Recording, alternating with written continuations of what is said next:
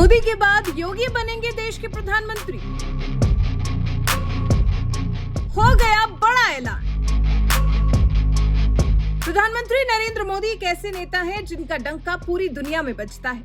Modi is boss, ये गूंज भी सुनने को मिलती है। ऐसे तो पीएम मोदी का मुकाबला कोई नहीं कर सकता। उनका अंदाज, उनका रुतबा, सब कुछ सबसे अलग है।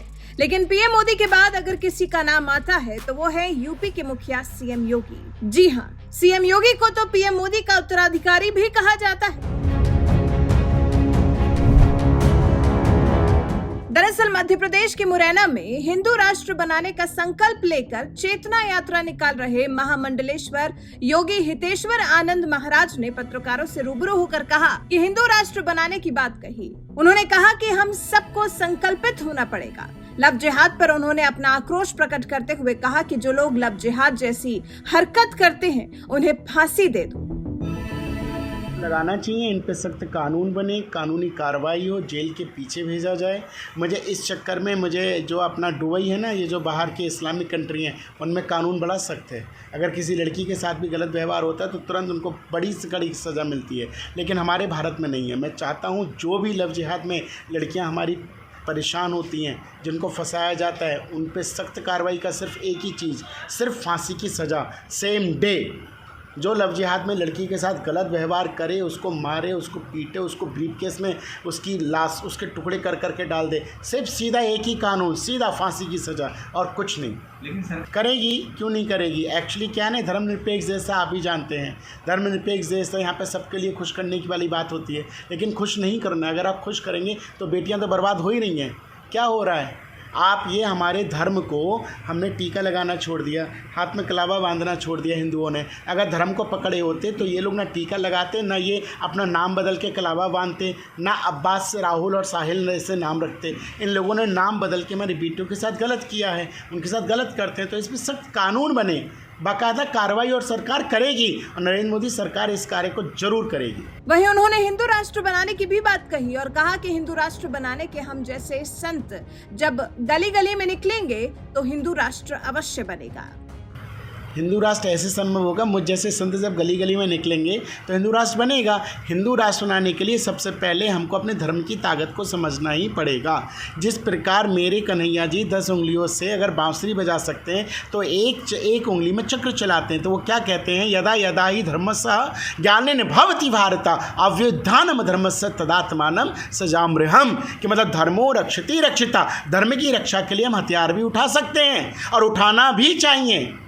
आपके धर्म को वर्गों के आघात करे तो धर्म को पहले समझना पड़ेगा।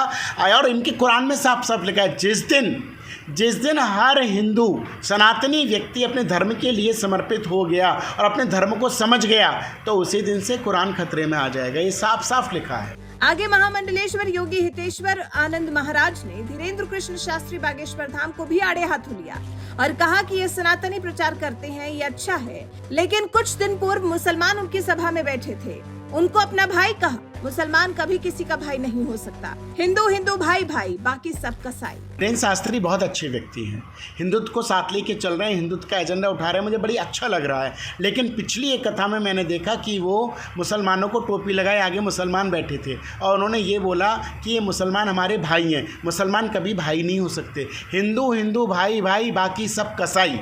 ये जान लो, सिर्फ हिंदू भाई हो सकता है, लेकिन ये लोग कसाई हैं। ये लोग कभी भी आपकी सनातन पद्धति को नहीं जुड़ते। आप किसी एक मुसलमान से ये कहलवा के दिखवा दो कि मैं भारत को हिंदू राष्ट्र बनाना चाहता हूँ, मैं उसी दिन से उसके चरणों में सर रख दूंगा।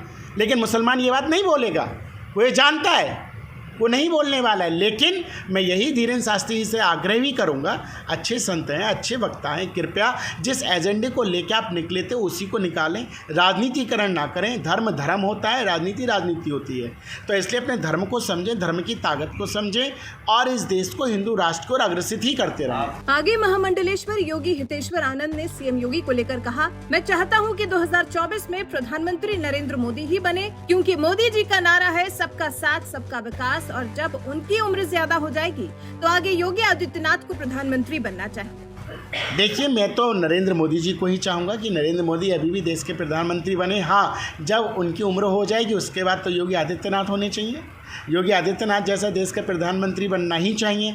लेकिन हाँ, अभी इस सेशन में 2024 में पुनः मैं चाहता हूँ नरेंद्र मोदी जी बने, क्योंकि नरेंद्र मोदी जी की विचारधारा पूरी सनातनी विचारधारा है। सबका साथ, सबके विकास करने की बात करते हैं। और उसके बाद देखेंगे, अगर नरेंद्र मोदी जी अगर सीट से कहते हैं कि भैया अब मुझे इजाज़त दे दी जाए, मैं नहीं करूँगा, तो योगी आदित्यनाथ जी को आना चाहिए। लेकिन महाराज जी कार्रवाई करते हैं, जहाँ पता चलता है महाराज जी तुरंत कार्रवाई करते हैं। ऐसा नहीं है, जहाँ सूचना आती है तुरंत महाराज जी कार्रवाई करते हैं और कड़ी से कड़ी सज़ा देते हैं उस व्यक्ति को जो जो इतना घिनौना अपराध करता है। ऐसा नहीं है, अगर आती है तो तुरंत करते हैं, ऐसा नहीं है। महाराज जी पूरी सख्ती से हैं। फिलहाल आपको बता दें, रिपोर्ट मुरैना से हमारे संवाददाता संतोष शर्मा ने भेजी है।